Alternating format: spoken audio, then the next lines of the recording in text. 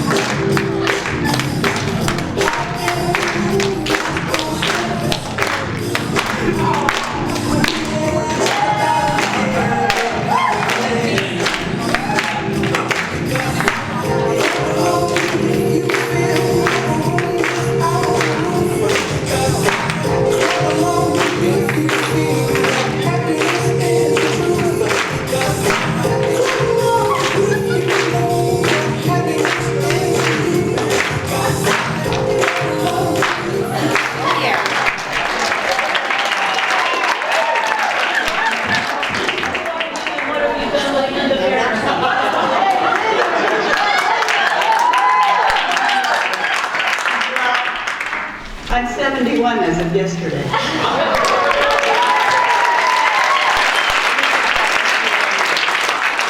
was 9. Oh no, I must have been younger than that. I was tested in the music class. We had music every week, all the way through school. And I'm out of shape, wouldn't you? And I had the perfect rhythm on the seashore test of musical abilities, which was later, when I studied tests and measures, was proven to be invalid, but I didn't care. So I was the head drummer in my high school for 6 years, 16 years, because it was a small town, so, okay.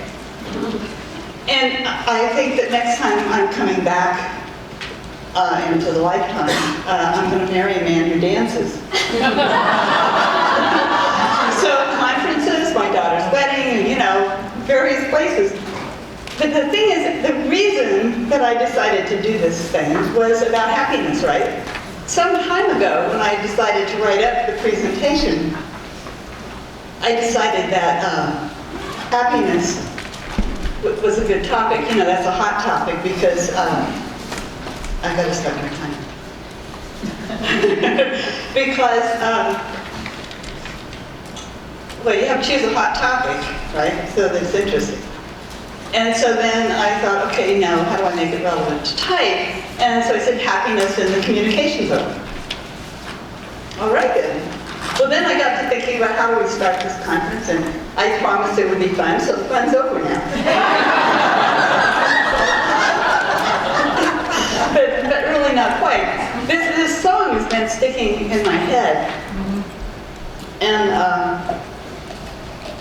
last year, 2014, I joined a company called Holacracy One that I really admired and was kind of part of founding. You know, I trained the founders, and it was woven into the company and all of this. And they asked me to come on board part-time and have a position. And I really, you know, that would be great. And I had two roles. And you can look up Holacracy and you'll find it on the internet. It's spelled like democracy, only with an A. And so the first time we went every 2 months to work together in residence, meaning we stayed in Brian Robertson's lovely home, and then some people stayed off the campus, but we were in there. And so I had a bedroom down in the room, and one night they were playing this song over and over and over again, and I was irritated. I mean, I don't know why, because it's about happiness, right? And ever since then, I keep having this whole thing go through my head. This song goes through my head every once in a while. And now I can't get it out of my head. But I thought about why am I irritated? And it's because I'm such a serious person. Partly I was irritated because my bedroom was downstairs and I was tired, and I am closer, but you know, retirement than they are. But anyway, so part of it was that. And then I got to thinking, well, it's not my interaction style. You know, there's one of those styles, 4 styles, that's more interested in being happy and upbeat. But really, it took me 6 months to decide that working within Holacracy One was not on my path. So that, you know, that was kind of a little lesson. So, you know, that's really me about happiness. One of the things I like about this song is just from the lyrics, is clap along if you know what happiness is to you. Took me a while to figure that out. 6 months isn't too long. Some people stay in jobs forever. Right? And then clap along if you feel like that's what you want to do. So, what is happiness to you? I want you to take just a minute or 30 seconds and jot down when you have felt whatever you think happiness is. And think of a time when you have felt whatever you might define as happiness.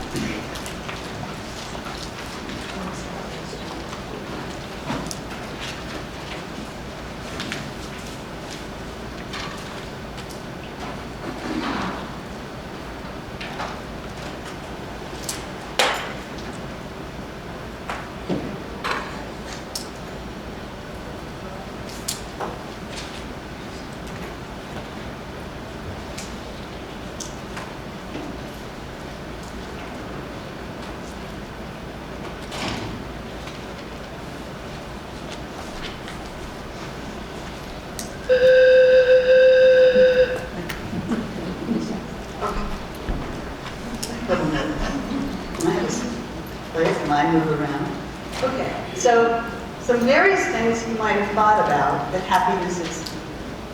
And like I said, it took me a while for that. I wouldn't say I'm happy now all the time. I've been dealing with a house that's all torn up because we have mold in it. It's been 10 months and we're not done yet in terms of that, but I'm happy to be here. And I'm happy to, in other ways of my life. Okay, well, let's see what else I got. Oh, this is a picture I took in New York, outside Rochester. And I really like trees, so what I like about this is that there's a path. And this path that I want to share with you is a path that I hope you decide to go down. And that is a path of using multiple models, multiple frameworks in your work. And when we talked about this 2-hour block, the idea was that there are going to be people here who are new to type, and there are going to be people who don't know much about the different models that can be used with type. And so we would have this session. So we thought about what might that look like.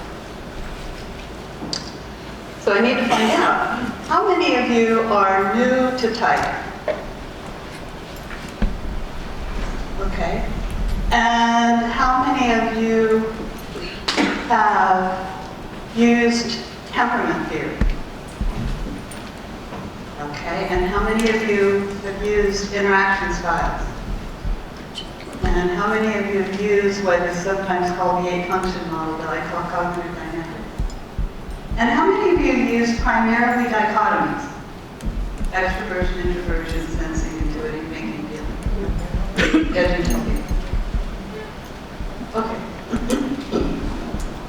So, on this journey, I want to have us explore a few things about happiness in the framework of these, from the framework of these different models.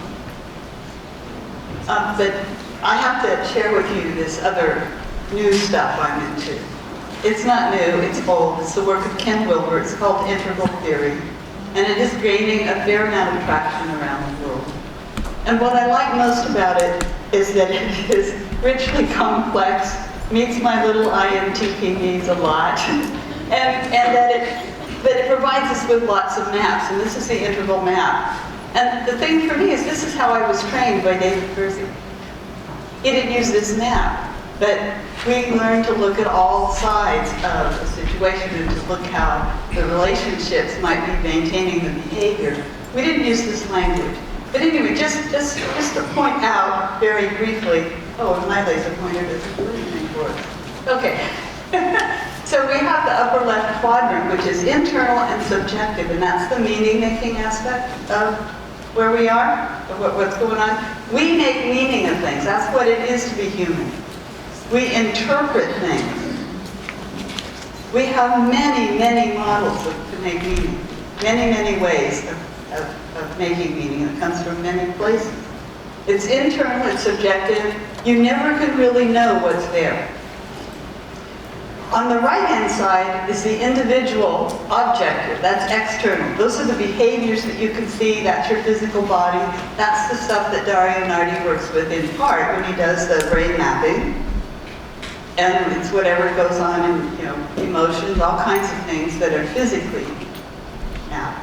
Now, one of the things Dario did is he also looked at, after somebody did a behavior that he asked them to do, he asked them, what was going on?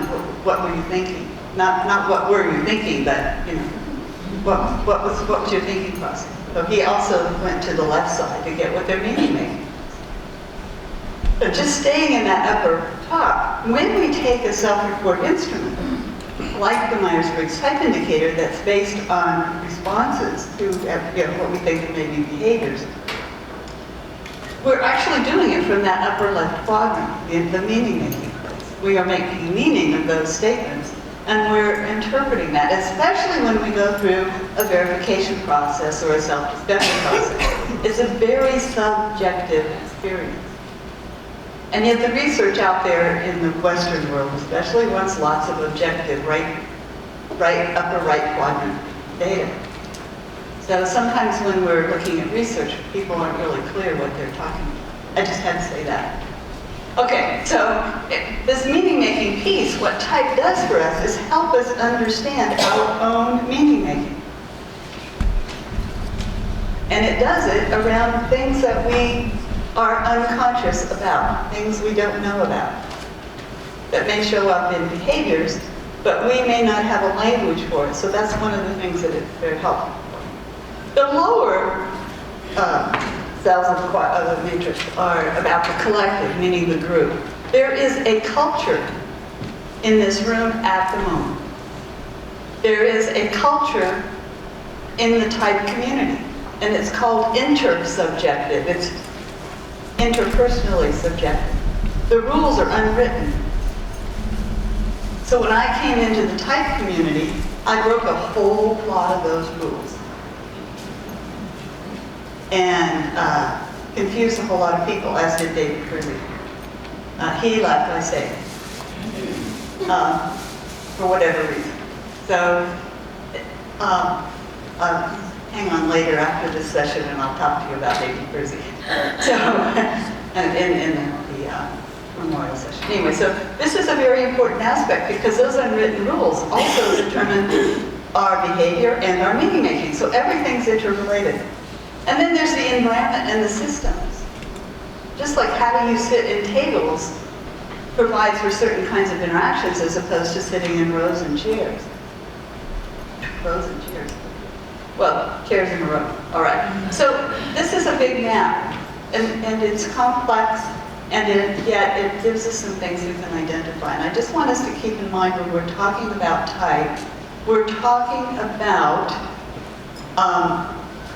certain things that have a lot to do with the unconscious, but they also have a lot to do with the other physical aspects. Okay. Here's the big problem. The reason we need type is plain and simple. It's because there is a disorder. It's called BLM syndrome. It's a disorder that stands for be like me. It is impossible to cure. And it is really, what's that word? Spread all over. It's a pandemic, right? It's everywhere, and it doesn't go away. But we can make the symptoms better. We can alleviate those symptoms. Now, when you get tired, you might go back to being like me, trying to be like me. Now, be like me is when, you expect automatically. You don't necessarily tell people be like you. But then you know when they don't do things the way you want them to. Like put the dishes in the dishwasher in the wrong way or something like that. You know what's wrong with them. Yeah, they're crazy, they're mad, they're lazy, stupid. Well, there's some other ones we might say. So this is a big problem, and this is the bottom line. We have to deal with BLM, and that's what type helps us do in all kinds of settings. Now, there's another problem, and it's BLT. Be like them. Right. And this really impacts a lot of what Sharon was talking about with employee engagement. When people feel like they have to be like someone else, it's a huge interference. So be like them, it's not very effective either. And isn't it great that we have some things that can help with type? Now, the happiness business.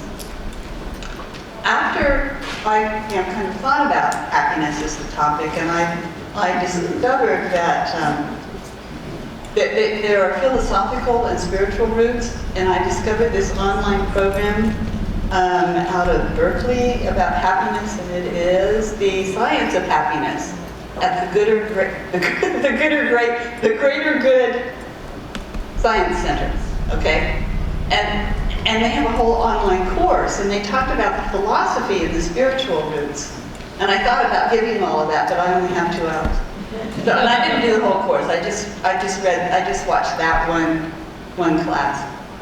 And someplace in there, I found a quote. No idea why curious is capitalized, but Carl Rogers said, "The curious paradox is that when I accept myself as I am, then I can change." Meg Wheatley also had another saying about if we can't find ourselves in the change that's being proposed, we won't go along with it. I paraphrased that one a lot.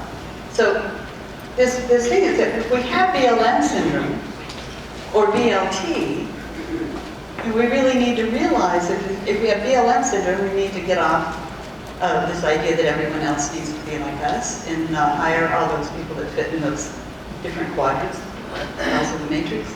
And if we have BLT, we really need this because we can reclaim unowned aspects of ourselves. Okay, so we are in the type world, we're not only in the sales business, we're in the happiness business. And that has a little bit to do with kind of how you interpret happiness. Okay, so for me, if we're going to look at multiple models, we have to look at pattern. If we want to understand how to use these models, we want to get to the core of the pattern. So some of you have seen this before, but you know what you see different things here, right? How many of you see a shrub? Yeah. How many of you see flowers? Yeah, some. Okay, but you know it's a trick question. It's actually the top of a tree. Anytime you look at the part of a system, you can't know what's really important, the most important thing to that system. So when we look at sensing and intuiting, for example, and we name it sensors and intuitors, you know, you've now made it a thing, but it's not a thing. Those are processes. Those are activities that we can engage in. Or if you say directors and informers, if you want to use a different model. I don't want to just pick on the Myers-Briggs dichotomies. Okay, so we have to know what is the pattern, and when we know what the pattern is, we know that this tree needs certain things to stay alive. And that's how important this is. My first exposure to type was in the psychopathology class. One lecture a week, 3-hour lectures on how people go crazy. 4 patterns, David Kersey's class, very long time ago, 1974. And so you have 4 ways of going crazy. And then the last 20 minutes is, here's what they look like when they're normal. So to paraphrase Ernst Kretschmer's work, he said, when people, it takes a certain talent to go crazy a certain way. and the work that David Kersey never really got published was his whole work on psychopathology. He wanted to rewrite the DSM, the Diagnostic and Statistics Manual. Eve DeLunas wrote a book called Survival Games Personalities Play, which came out of that book. It's the most powerful piece of learning, because I know that when certain people are behaving certain ways, I can say, or by myself, I can say to myself, so why does this behavior make sense? And almost always it goes back to those 4 needs not getting met. Very powerful for yourself and powerful for others. So there's another thing about this, and that part of doing this is part of my shtick for setting safety in workshops, to let people take a look at this.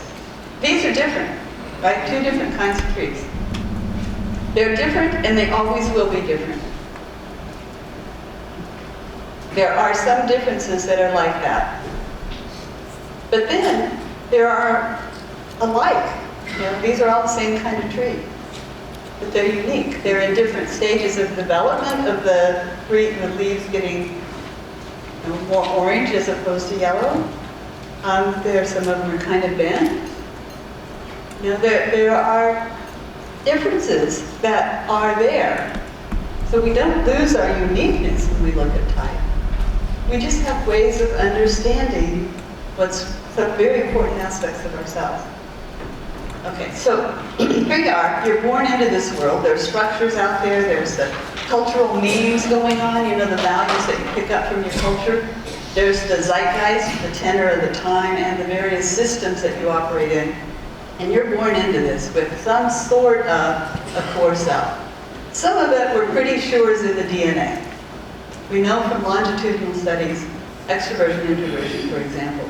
Children, from babies on up, there's a behavioral difference. I believe it's hardwired in the nervous system. So there is a core self.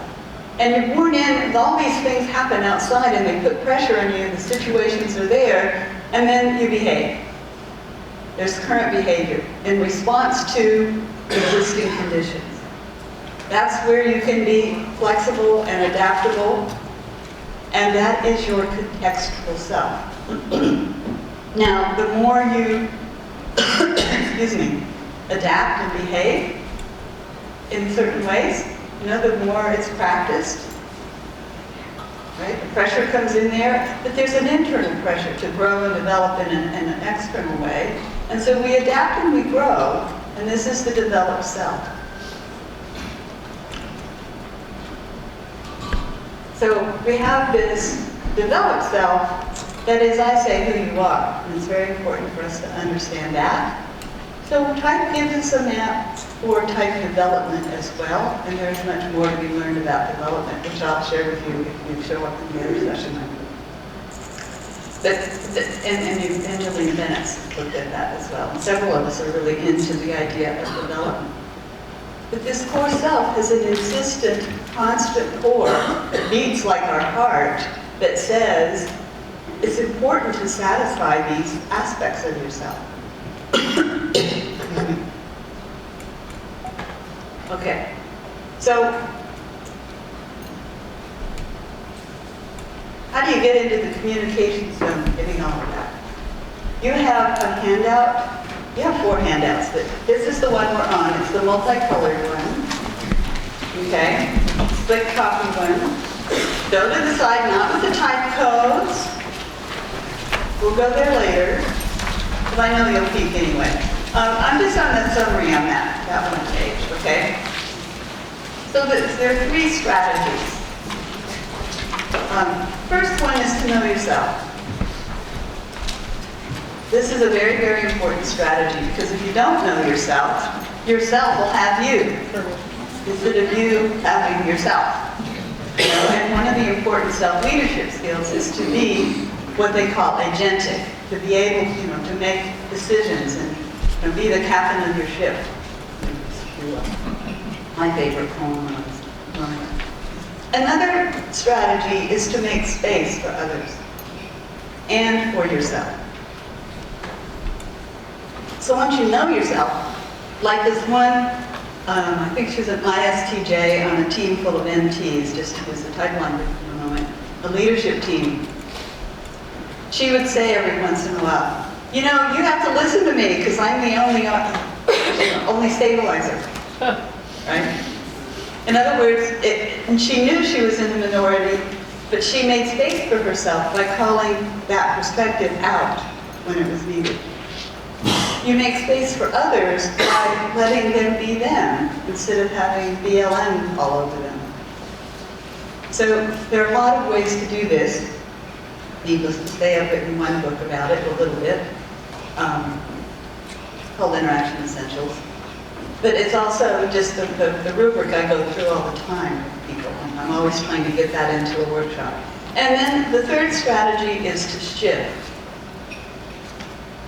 So I'm going to give you some experiences of shift a little bit. These are strategies. They're not techniques. The reason they're strategies is you really need to think about them and make sure that you check in with yourself and think about, learn some things to do in order to make that happen. It doesn't just happen automatically. So, then there are 4 paths. I'm kind of learning to do this simple thing, 3 and 4 and 5. Okay, so 4 paths. What seems to be true, and a lot of us would agree that this is true, that there are 16 personality type patterns. They are holistic patterns, and they exist without any reference to any model. They're a lot like this jacket. What color is my jacket? Paisley. Paisley. Multiple colors. And it kind of has a brown tone to it. I just happened to have had it in my closet for years, so I got to wear it this time. But you can't really see what's what, especially where you are back there. You can't see what's in there. So there are 16 personality patterns that have a theme of their own. They're not constructed from preferences or from the four temperaments, but you can see those themes in them. Okay, so one path is to look at interaction styles, and it tells us how we do what we do, how we interact with each other, and it's about energy patterns. I'll talk to you about that one first. Then we can look at the temperament patterns. Well, I now call them essential motivators, so you'll find both blank things in the language. Haven't done that book yet. Got to redo it. Okay, so that tells us why we do what we do. This is where the stuff is about, what the pathology class, the core psychological needs. Now we have, each model talks a bit about stressors as well. So, and then there's cognitive dynamics. Now, on your handout it says, where, and I put when. There are these 8 processes that we tend to use in different situations, that's the where, and when under different conditions. Okay? And so I would say it's where and when, but then that reminds me of a song. Those of you who are as old as I am might remember it. Okay, so intentional styles, it was called cognitive styles, but Chris Montoya and I decided we would call it intentional styles because it tells us about our intention. And you see that the book is not written, that says in development. So this is new. We'll do a little session on it, but there's not a lot yet. It takes a long time to get full narrative descriptions. So there are these 4 paths to get there. Oops. So, excuse me, I have to change my clothes.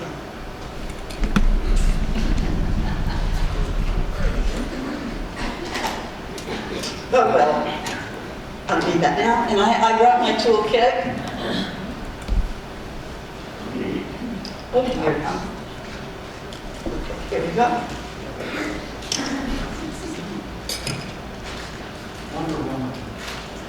There we go. So, excuse me. So what we have here is another model, and one of the tools we use is different colors, so that it can help people see. There are a lot of colors things out there and they don't all relate, so you've got to know which set of colors you're looking for. But anyway, so the red handout that you have is the one that we're going to use. It's on your page. It has this one, has red stripe down the side. On one side, excuse me, on one side, this is a report form. It was a product that somebody wanted us to create. Didn't sell a bunch of them, and so when Dario took over publishing with Radiant's house, so that we haven't manufactured them anymore. So we've got a few requests, so if you really want them. So you take the instrument, whatever it is, Myers-Briggs, and you put in, here's the very brief definitions of the dichotomy. And then you put in type codes, and then you've got the 4 patterns. The reason I gave you this is you have now the 4 themes of the 4 interaction styles. On the back is the 16 types organized by the 4 interaction style patterns. All right, so this is not a type table. It's an interaction style matrix.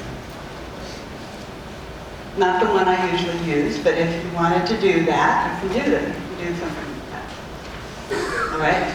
So these same themes show up on the other 2 handouts that I have. So, just so you know. All right, so that's a lot of the information that you have. So now sit back and relax, and we're going to take a look at, the interaction styles pattern.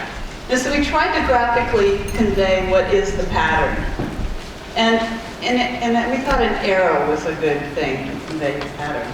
Because interaction style is about the energy, your energy pattern.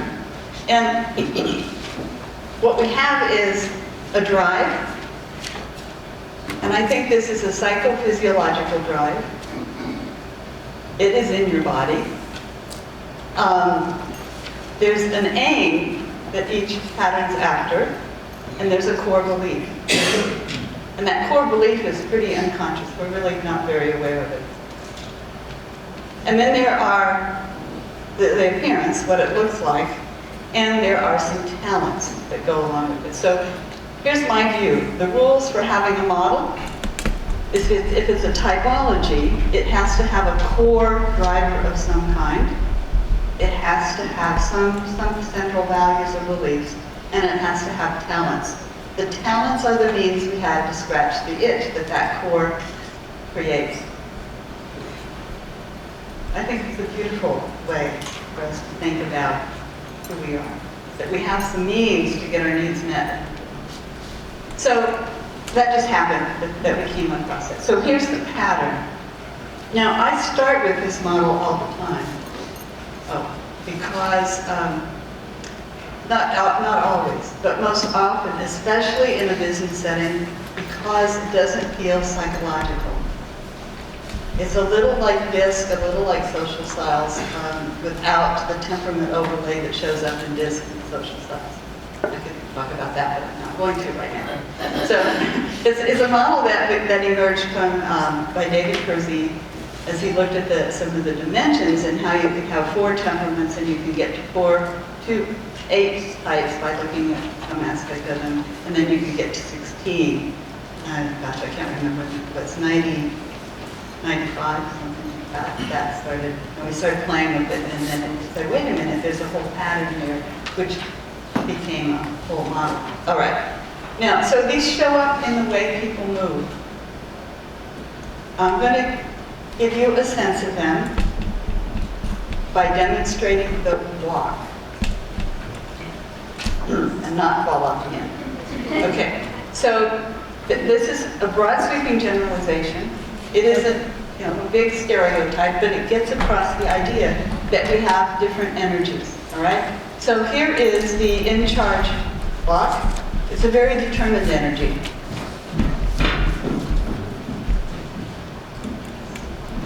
Well, they wouldn't like turning around and going backwards, but these pages are so big. So this is the energy that we've all been in these energies. You could be in this energy when you're late, all of us. Yes, right?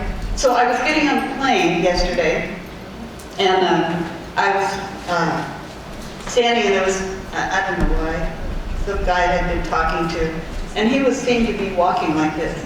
And I said, go ahead. And he made a joke about it. He said his wife, he tells his wife all the time to catch up. And I thought, you know what? When I've been around that energy, I'm so exhausted. How do they do that? Anyway, so that's that kind of energy. It's not my style, as you can probably figure out. Now, there's another one. It's called chart the course. Oh, by the way, you can have in-charge energy without being the person in charge. Just ask my daughter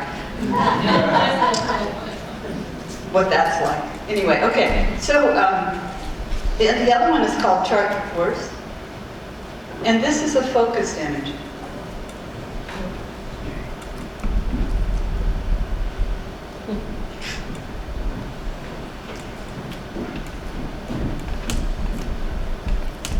Okay, so it might be slow, it might be fast, but it's very focused. And you've been in that energy when you've been really, really concentrating sometimes, and you maybe didn't even notice people.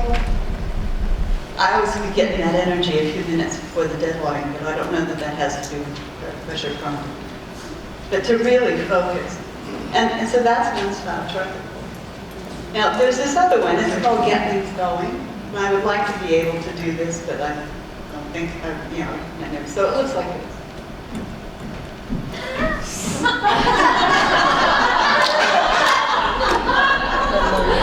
This is pretty upbeat energy, right? It's an engaging energy. I was demonstrating this once in the hospital where we did some work in the person that did the type stuff with them came out of her office. We were right outside, and I had just done that. And she came out and she said, "So, what did you learn today?"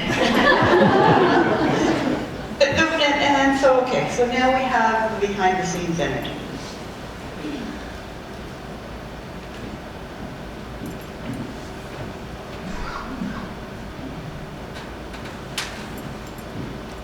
Okay, now I have to show you. This is Scott Campbell showing behind-the-scenes energy. I said I don't do that, and then the people around me said I do.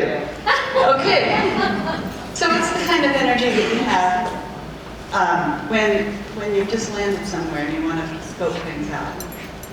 People with this energy pattern, which is mine, have a tendency to want to scope things out for quite a while. So Linda Ernst and I, and I think Stephanie was with us too. We were in New Orleans at the OD conference years ago, and we're looking, we landed, going for dinner, and I'm looking at the brochures, and Linda, who's in charge of energy, is like, let's go. Let's just, what are you waiting for? She wanted to get out there and take a look at it, and I wanted to scope it out. Okay, so lots of good things for conflict here.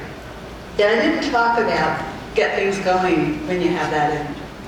You may have had that energy walking to the type drum, right? Or walking down the hall and you start to see somebody you haven't seen in ages and you're just so happy to see them. So it's that kind of upbeat. And that's the style that I thought are the happy ones. They want to be happy. They have a tendency to look, people who have that style have a tendency to look for okay, so here's the pattern. Whoops. What's that? Okay, so I'm just going to show you the pattern. I'm not going to, the details I can't read, and just, we're not going to go in depth, but that's the energy.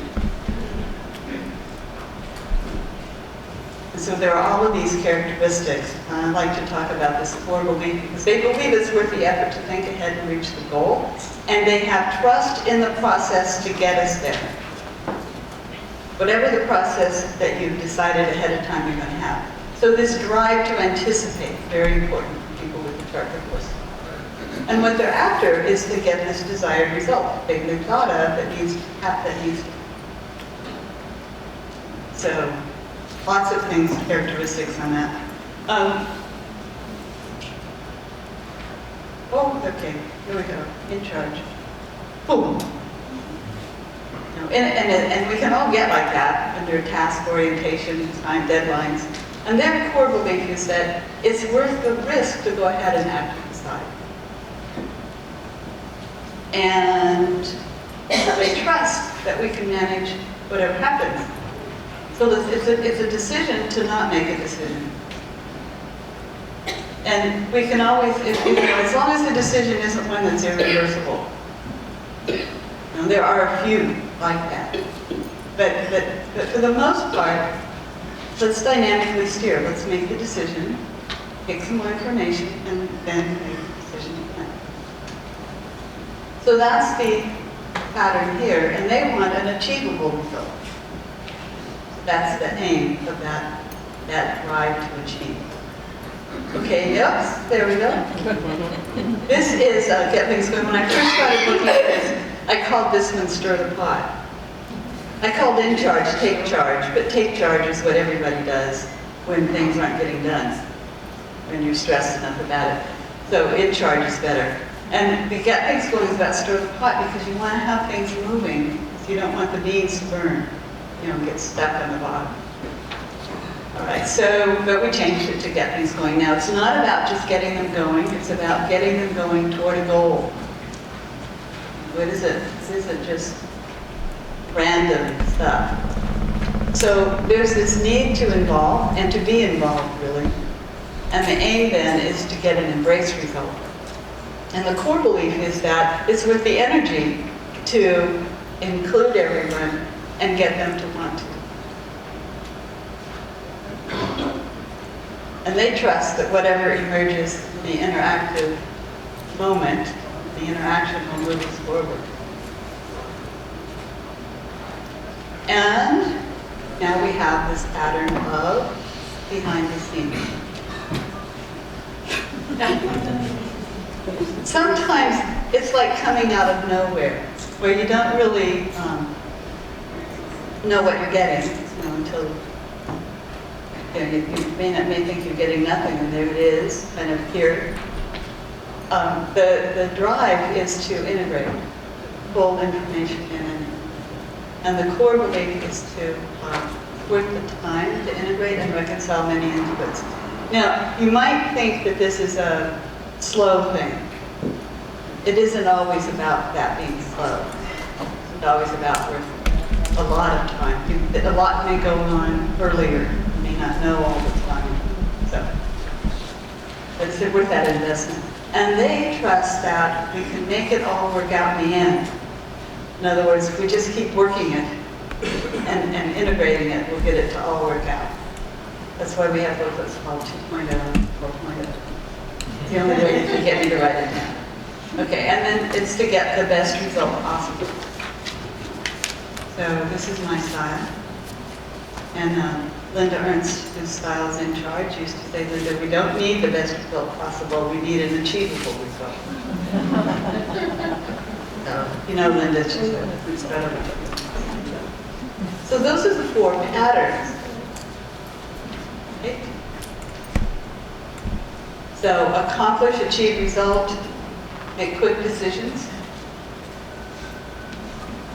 anticipate, get desired result, make considered decisions. In other words, you've considered them, you've invested quite a bit. And then involve, embrace, result, consensual decisions, wanting people to want to agree. And behind the scenes, integrate best result possible.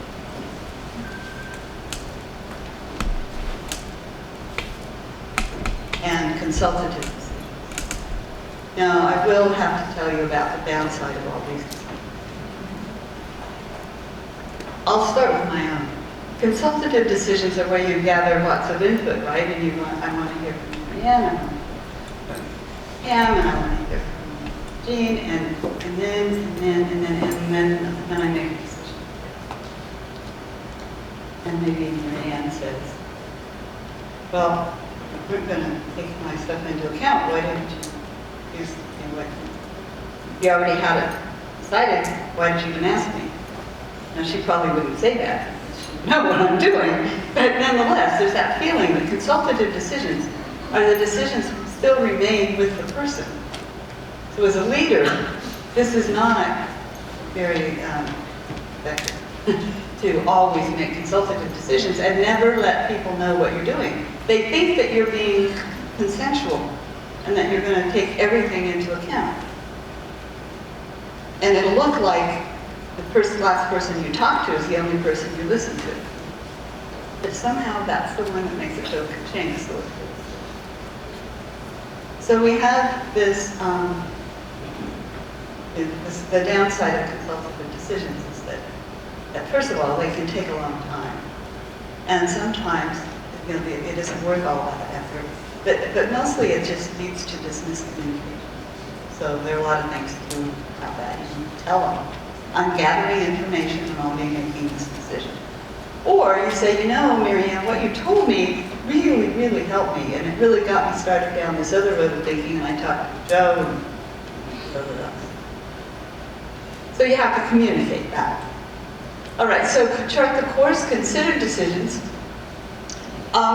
The downside of considered decisions is you consider them and you put a lot of invested in them, and it just, I'm going to feel like a